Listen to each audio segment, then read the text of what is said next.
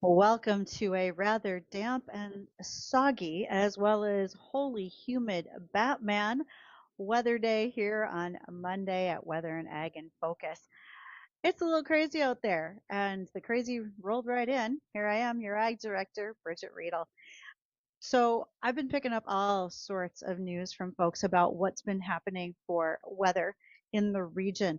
And before we get to our forecast, let me just recap a few of the things that I've gotten. Highmore, South Dakota last night, massive tornado, 130-mile-an-hour winds. I truly feel for those folks. My heart goes out to them after going through derecho and a couple of tornadoes here in North Dakota, really about the same time frame a year ago, because it was June 20th last year when big parts of Cass County got nailed pretty hard, all the way out to Bemidji, starting way back in Stutzman County. It looks awful down in Highmore. In fact, I was sent a picture from their Catholic church where the roof split at the center seam, and in doing that, it's just illuminating their crucifix in the church, which would be awesome if it wasn't for the fact that that building is now horrifically broken. Weather also brought some very high amounts of rainfall to areas here in North Dakota. I don't know if this is a winner or a loser. Starkweather, North Dakota, 6.9 inches of rain. Last night in Leeds, they had 3.5 inches of rain, 45 minutes of hail. With the hail and the rain, it washed over Highway 2. And in fact, the fire department had to go out and clean off Highway 2 to prevent accidents from happening with all of that water, hail, and so much more. They're literally having to wait for all of that to melt. North of Devil's Lake in the Webster area, 3.7 inches of rain just in the last week. So in a week from today, in the past, Monday to now, they had an inch of rain. Munich also saw 4.9 inches of rain happening. So it's been a lot. I don't think anyone's feeling great about this weather situation. We know that as we look to today, we're probably going to have more instances and concerns as well. And I think we can probably take a little listen to what Dean's got for our forecast for the rest of the day, and hopefully as we look into this week. Scattered storms moving north of the FM area will continue through the afternoon. Some of those could be on the strong side north of the Fargo-Moorhead area as we head into the afternoon. Otherwise, partly cloudy and humid. It looks like upper 80s, some lower 90s are possible with south-southwest winds at 15 to 30. We'll see another line of storms develop this evening, generally east of the valley into Lakes country, and some of those could be on the strong to severe side. Then the rest of the night will be quiet with lows in the mid-60s and a breezy and humid day on Tuesday. We'll have southwest winds 15 to 30, highs in the mid to upper 80s. And Wednesday, Thursday, and Friday, all 3 days, it looks like upper 80s with a slight, about a 20 to 30% chance of isolated storms Wednesday, Thursday, and Friday. 4th of July looks hot and humid, upper 80s, but again, a chance for an isolated storm or two. And then Sunday for the holiday weekend should be dry with highs in the low 90s. So again, a few scattered storms will remain north of the FM area this afternoon, and then we could see another band of strong to severe storms develop east of the valley as we head into the evening hours. Well, that is your humidity ridden, meaning bad hair day forecast for so many of us. And some of you are going to look like little orphan Annie out there. I apologize for that. But the downside really is the fact that all this humidity sets us up for the potential for more disease pressure in every crop we've got, whether it's sugar beets, phytophthora, or if we're talking about, or Cercospora as well. If we are talking about wheat with Fusarium head blight, we could be looking at white mold in soybeans and so much more happening in the crop. And so we're going to keep you posted on what that disease model looks like. For those who subscribe to the NDSU Crop and Pest Report, it is a free report that comes out every week, and that gives you wonderful information about what is being seen statewide when it comes to the disease modeling, insect pressure, the state of the crop overall. And so if you're interested in that, you can always email me, ag@flagfamily.com.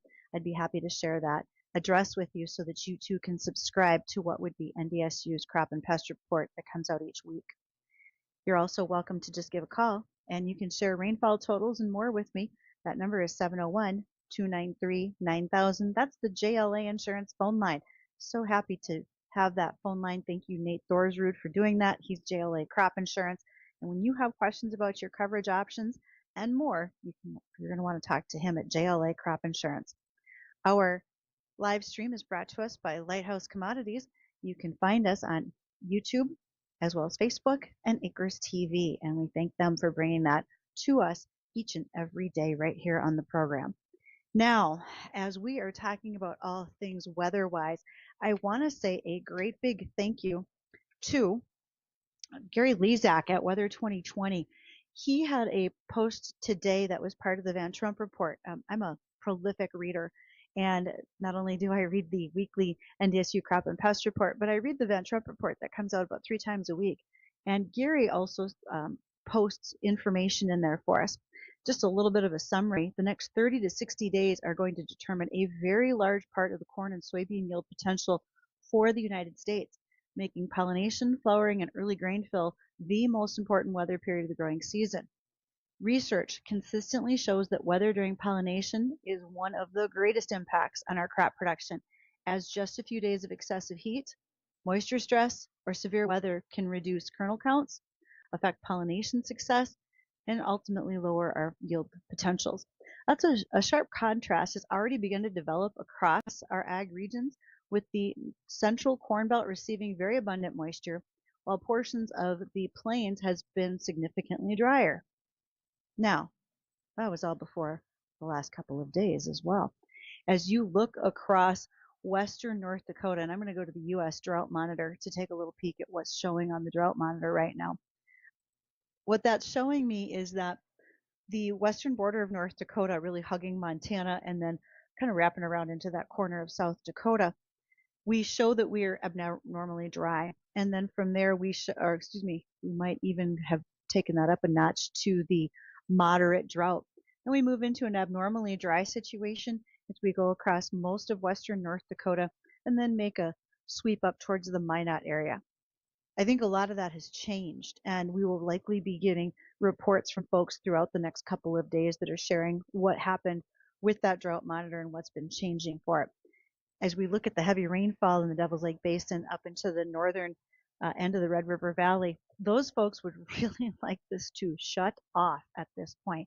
We need to get some time to dry out, as stated by Gary Lezak and the folks at the Van Trump Report. We are looking for a time period here where we can probably get very favorable pollination with the corn, where we can make things happen with the beans. With this wet weather, as I mentioned earlier, we look for the potential increases in disease pressure that no one wants to see.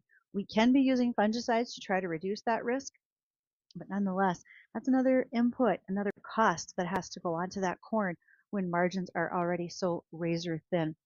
North Dakota, the east half, is in an elevated stress risk area, and that lists periods of heat and uneven rainfall that's going to make challenges for us during pollination and flowering, whereas the probably western third of North Dakota puts us in a high stress risk, persistent heat, below normal rainfall, ongoing moisture deficits. Now, we don't have as many corn acres to the western part of North Dakota. We do have canola that would be under stress and pressure in that time frame as well. We do have pastures that want to recover and recoup, and we've got to make sure that we continue to have great water sources for all of the livestock that are produced in western North Dakota. As we mentioned, there's been a significant shift taking place across the nation's ag heartland as moisture increases dramatically from the Gulf Coast northward through the plains and into portions of the Midwest, as well as the southern Great Lakes. And this broad corridor of above average precip has covered many of our most important corn and soybean producing regions.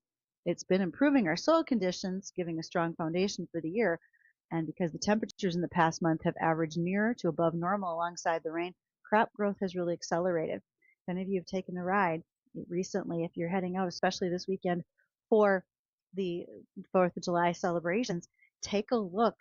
We're way past knee high by the 4th of July on a tremendous number of cornfields. A lot of them look like they're probably waist high or taller to me. And well, let's face it, at my height, I'm maybe not the best measuring stick you've got. You might want to find a better one. And all of this with weather and what's going on really can impact us on our net farm income. If you read the report that was most recently brought out by the North Dakota Farm Management Program, And this is a program in which farmers can voluntarily enroll, and it helps them with their finance and decision making. This is a survey for about 223 farms in that program. Their program average for acres is just over 2,000 acres for enrolled of cropland, 250 for pasture. The average age of the operators in this program is 46 years old with 21 years of farming experience. The comparison of 2025 to 2026 shows just a tick up on our average debt to asset ratio. That did go up. Our net farm income did also rise just slightly. Now, where did it rise and why? If you were in an area where you were able to plant canola, oats, or sunflowers, you saw more of a rise in that net farm income with your diversification than you probably saw in other places. Also attributing to that slight rise, governmental payments. That was at least 10% of what many of these farms reported for the past year. And if you had livestock, what a way to go. That also is showing you an increase potential in your income. On average, the total cash farm expense was just shy of $1 million, but that increased well over $25,000 over 2024. And gross farm income rose only slightly, increasing about $670. That's all. If you're running a business, $670 can be a difficult time frame for tight margins. There's more to come today. Can't wait to visit with our guest. And we are going to be joined by Renee Pinel. She is president of the Western Plant Health Association in California. Why? What's going on in California? You're going to want to pay attention. What happens out there eventually comes to us here in the Midwest. And we'll get the discussion going with Renee after the livestock report from the American Ag Network.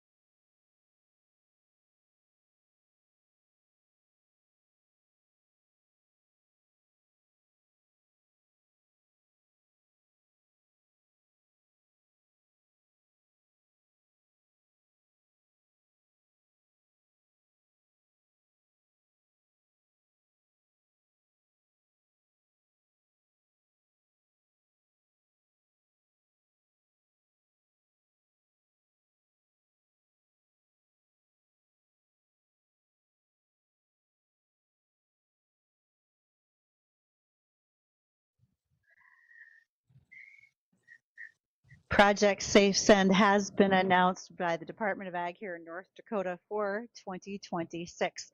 If you have old pesticides, I'm not saying gasoline, I did not say paints, those can't go, but if you have old pesticides, even as much as you've got something that you sprayed in the garden years ago and you want to get rid of it, you've got a few partial jugs in the shop and you need them to go and be disposed of safely, here is your chance.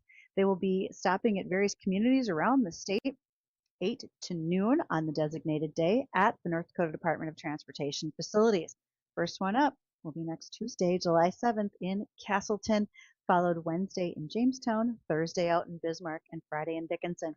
If you are curious about what can and can't be accepted, you are welcome to go ahead and check out the Department of Ag website for Project Safe Send, or you can always drop me an email, ag@flagfamily.com. I'll help you out and make sure that you are all set to make sure that you have things cleaned up around the farmyard, around the home, and it's disposed of properly. I'm very much looking forward to our conversation today with our guest, and that is Renee Pinel. She is with the Western Plant Health Association in California. She is their president. And Renee, did I say Pinel right? Pinel, yes. Pinel, excellent. Okay, so you were close. Thank you. And tell me a little bit about, you're president of Western Plant Association in California. What exactly is that? Tell us more. All right. The Western Plant Health Association is a regional trade association. We represent the registrants of pesticides as well as fertilizer manufacturers, agricultural biotechnology providers, and agricultural retailers in California, Arizona, and Hawaii. Well, you've got quite a region to cover, and there's a lot that happens for you legislatively. Is that essentially a full-time job?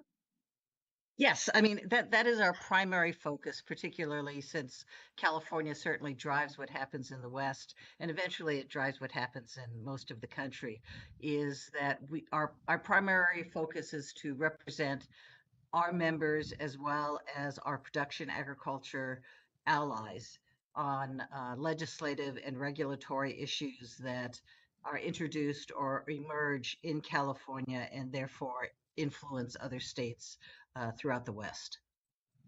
And that is a big point that I don't think everybody realizes. What happens in your state can, in fact, impact us all very soon, shortly after.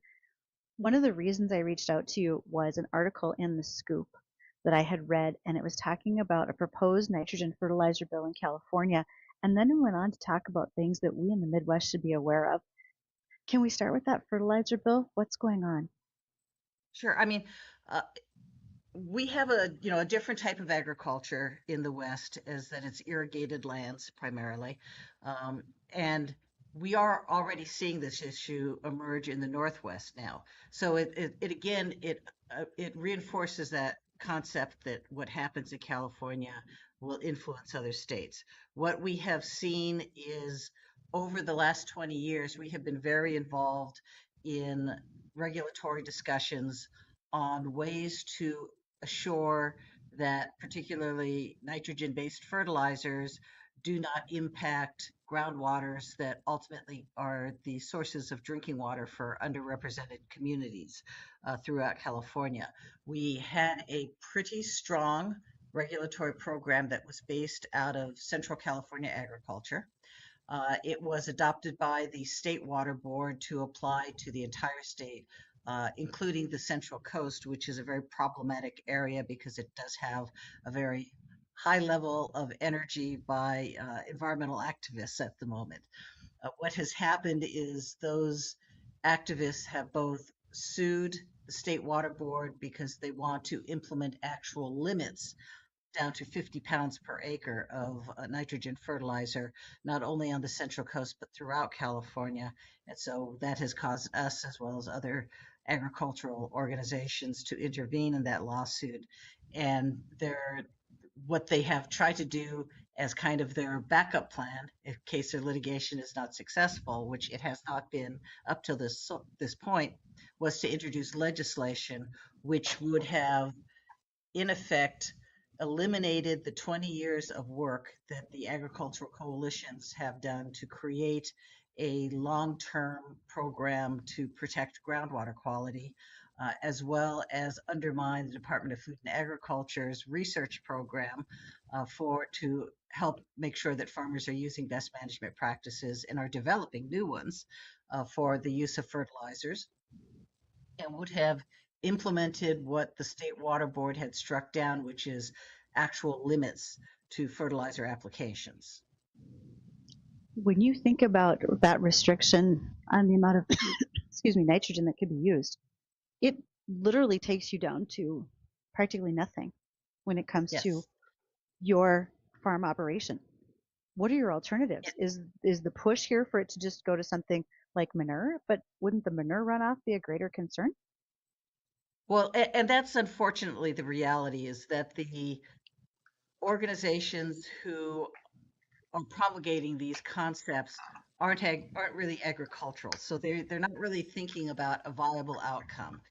All they're seeing is a very short-term goal, which helps them, frankly, generate income because they look for people to contribute to their efforts.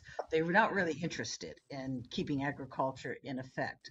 I'm not really sure what they think is going to come next, because in most of these areas, the alternative to production agriculture that then provides, oxygen and all sorts of environmental benefits is a strip mall.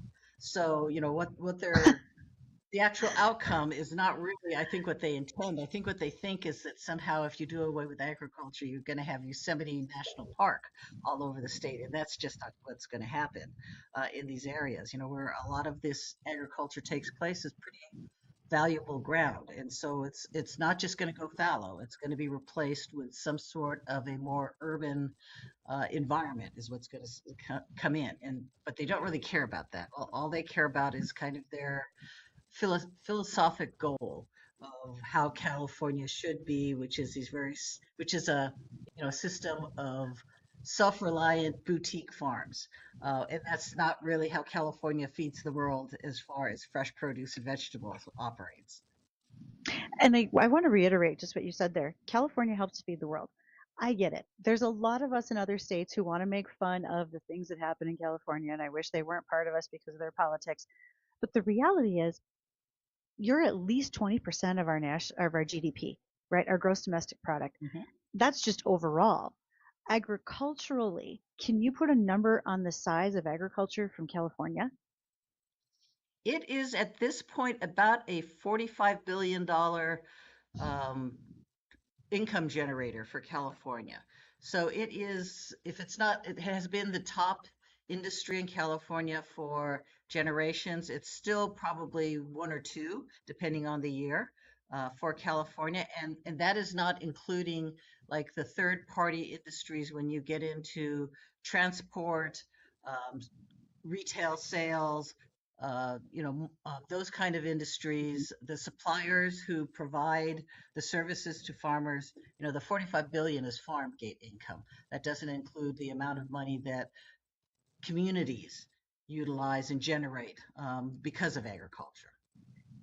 Renee, I really want to say thank you for putting that into context for us because those of us who live in a frozen tundra for a few months out of the year, we may not always say it, but we appreciate what you do to make sure that we have fresh food, even in this state, which many would think is quite a distance away. But California plays a humongous economic development portion of our country, but then, or part in our country, but also agriculturally, it's just tremendous. All right. When we come back after our news break, I want to continue our discussion with Renee. And I want to talk about what we as Midwest farmers should be aware of, because she mentioned some very important topics. Environmental activists, extensive pesticide rules. Are they headed our way?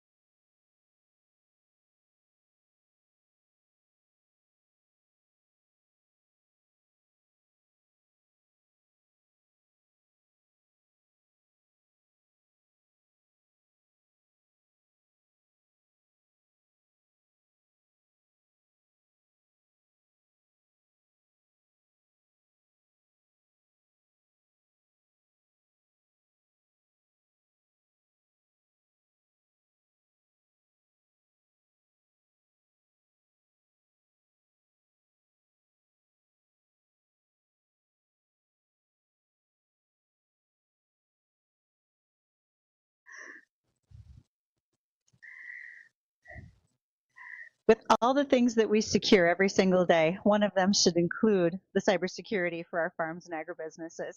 If you have not yet had an opportunity to go do the fence check assessment at techsupport.farm, please do.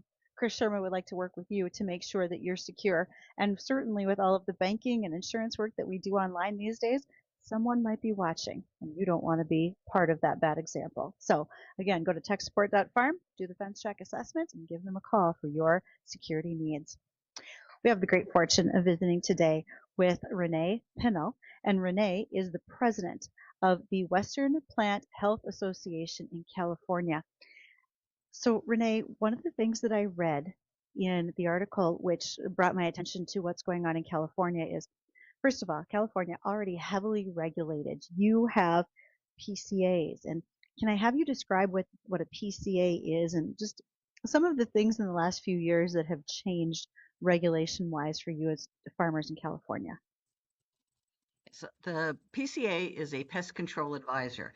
In California, you cannot make, in an agricultural setting, you cannot make a pesticide application without it being recommended by a pest control advisor. To become a pest control advisor is a college degree in agricultural entomology, ag science type fields, very heavy emphasis on chemical safety in agriculture.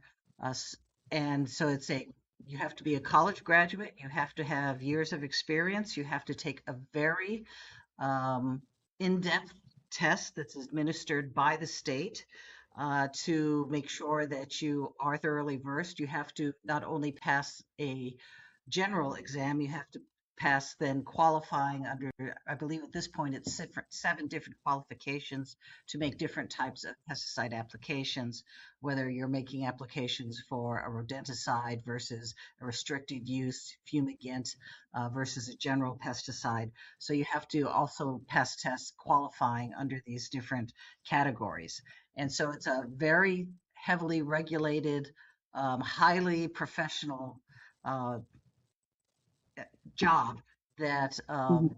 you have to undertake in order to be able to make a pesticide uh, recommendation. And that is really anybody in California who is going to make a recommendation has to qualify as a PCA, whether you're in a farm setting or whether you are working for an agricultural retailer or a manufacturer. You have to have that degree and professional license to be a PCA. When you think about PCAs and some of the current regulations that continue to be added on to what's happening with an input cost, how much more does that add to a farm? What are some of the things that have been happening as of late that draw concern with your growers? I mean, we have, as you mentioned, we are probably the most heavily regulated state in the country when it comes both to pesticides and fertilizers, frankly. Fertilizers, as with the bill on AB 2447, you're looking at a much higher level of regulation. You're looking at what we have, it's a national program, but here in California as well, is certified crop advisors have to sign off on Mhm. farm management plans that involve nitrogen fertilizers, as well, again, as PCAs have to sign off on recommendations on any application of a pesticide in an agricultural setting. So it's very heavily regulated. You're looking at uh, prescriptive regulations, really trying to address issues that may evolve, not even necessarily issues that have already evolved, but we are very preventative here in California because of the extremely kind of politically progressive ideals that we have in California. So you're looking at ways to improve the registration of products. California is Mhm. the only state that, on top of US EPA registration, has a fully redundant and independent evaluation and registration program for pesticides. You're looking at increased monitoring, increased requirements within those registration processes as far as the evaluations that are done, which Mhm. takes more time as a result. So, really, a pesticide that becomes available in the rest of the country takes basically twice as long in California because you're now going through a redundant system to assure safety of that product, whether that's safety for um, workers, communities, or the environment. It's extremely thorough and restrictive. And so then you're looking at additional regulations on the monitoring and evaluations of those products in the environment. You're looking at additional, and we're currently going into a promulgation of new regulations that would increase penalties for accidental drift or other types of inappropriate uses or outcomes from a use of a pesticide, whether that's minor or major. You're going to see much increased fines and violations as a result of these regulations. We're looking at regulations currently on the use of pesticide treated seed, which for most of the Midwest is an extremely important issue. They Hmm. have looked at California as kind of being the precedent setting regulatory system for pesticide treated seeds. As far as the environmental activist community is looking at California to be that. So we are currently looking at pesticide treated seeds and how those will be regulated because that will impact the rest of the country as a result. Yes. We're looking at the role of PFAS chemicals and pesticides. So there's a whole almost feels like never ending list of issues that California is addressing. It really is. And unfortunately, that adds a lot to you as taxpayers too, because knowing that you have your own fully funded but yet redundant EPA, and with even with all of these discussions about nitrogen and having to have these approved plans and so much more, that's got to add a lot to your Department of Ag and to the folks, the cost of administering all of this. Oh, yes, it adds a tremendous amount. I think the last estimate I saw was that the cost of regulation in California adds about $100 per acre in cost to farmers, over $100 per acre of cost to farmers than other states. Wow. So I've heard you say environmental activists. They certainly are alive and well in California. How much of the time do your farmers have to spend literally protecting themselves, not just what happens politically and legislatively, but have you seen an increase in crime and attacks on your farmers individually? I would say it's more not so much direct attacks on our farmers. What we do see and why we're very engaged in how regulations are developed is more attempts to prevent because no farmer wants to harm a bystander. So what we do see Sure. is we see a lot more attempts to try and disrupt a pesticide application. One of the initiatives that California has undertaken is that for any pesticide application that's a restricted use product, it has to have a 24 to 48-hour advance notice within that mile grid of that application around communities. So Mhm. we're very concerned about then activists taking that information, trying to identify where an application is going to take place, and then disrupting um, the application by putting themselves in harm's way, so that a farmer either has to put a bystander at risk or not undertake an pesticide application. For us as Midwestern farmers and agribusinesses, things that you said that we need to remember are there are potentially greater discussions coming about limiting nitrogen applications, especially because of runoff concerns. There's always the possibility that we may have to start looking at using PCAs in our states in order to approve our pesticide plans. There's also the possibility of having to just deal with the situations surrounding treated seed and its use and as well as disposal. Those are some pretty big top of mind topics, Renee, and I think you have your hands full. Well, and I think what is important for states outside of California is, you know, people tend to pigeonhole these issues as crazy California and our progressive liberal policies. But, a lot of these issues are starting to interweave or morph into um, initiatives that are frankly outside of California, like MAHA. It's Yeah. all about community safety and health. And whether in California it comes out as a focus on environmental justice for underrepresented minority low income communities, or you're talking about Maha, where people are just concerned about their family health and what's in their food, these issues will ultimately impact everybody. It may be a different form, it may have a different title, it may be MAHA rather than environmental justice, but it is influencing the entire country as a result. I really appreciate your point, Renee, where you said it's not crazy, California. This is happening nationwide. We have to keep our eyes open and be ready for what these things maybe look like when they come to our states. And we can't ignore, nor can we just brush it off that, oh, it's just going to happen there. It'll never happen here, because it will.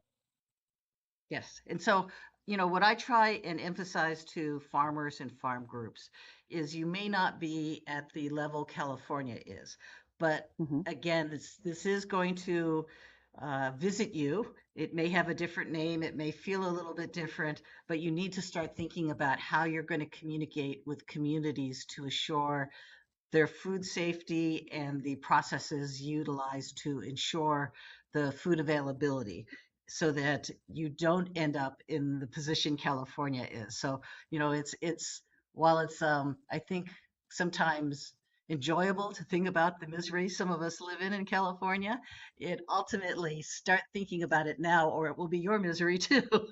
That's great advice. So, Renee, you are a tremendous advocate for agriculture, not only in the West, but across the nation. And thank you for taking the time to visit today. All right, thank you.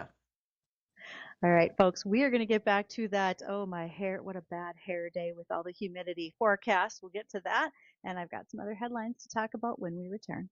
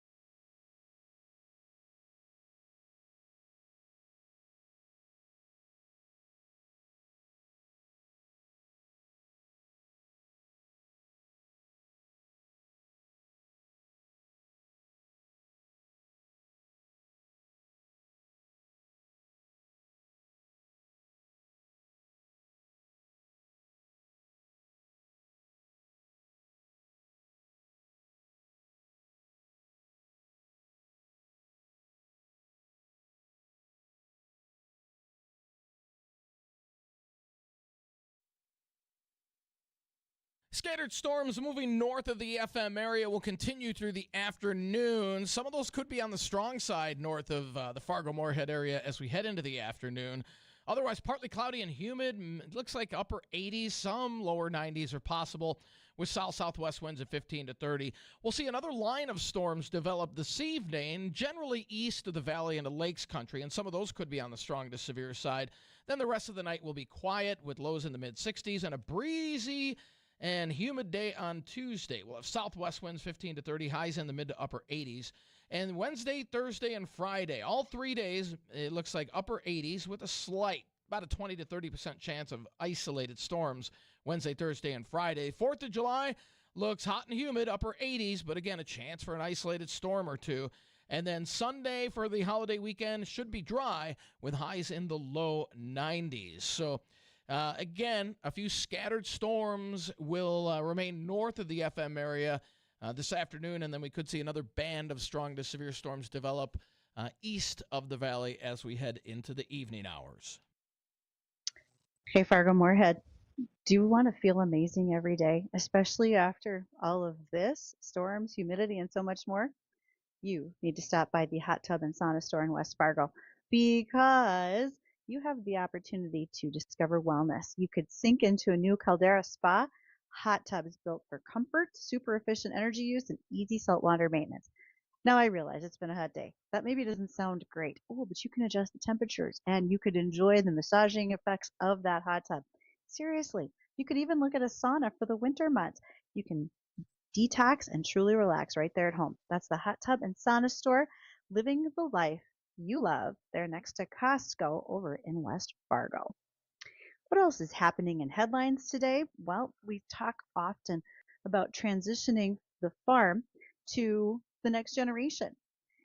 Now, it's not as easy as it sounds. One of the biggest reasons farm families hesitate to sell farmland during the owner's lifetime is a fear of taxes or of lost income. When farmland's been in the family for decades, its original basis, which is the price paid when it was first acquired, is often very far below current market values.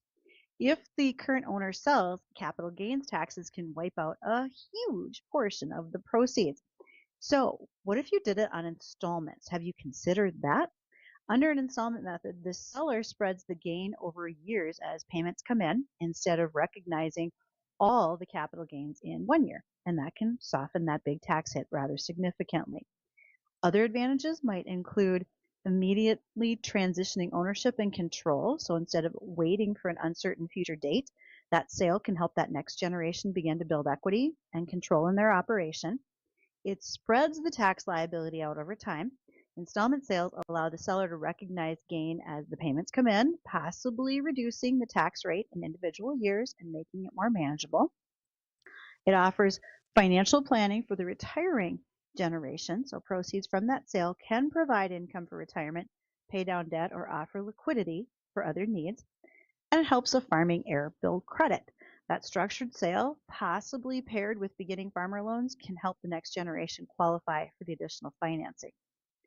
So what are the drawbacks? Why aren't as many folks doing that in their situations? Well, that loss of step up in basis on appreciated value is one of the drawbacks. If the heir buys the land during your lifetime, the purchase price is their basis.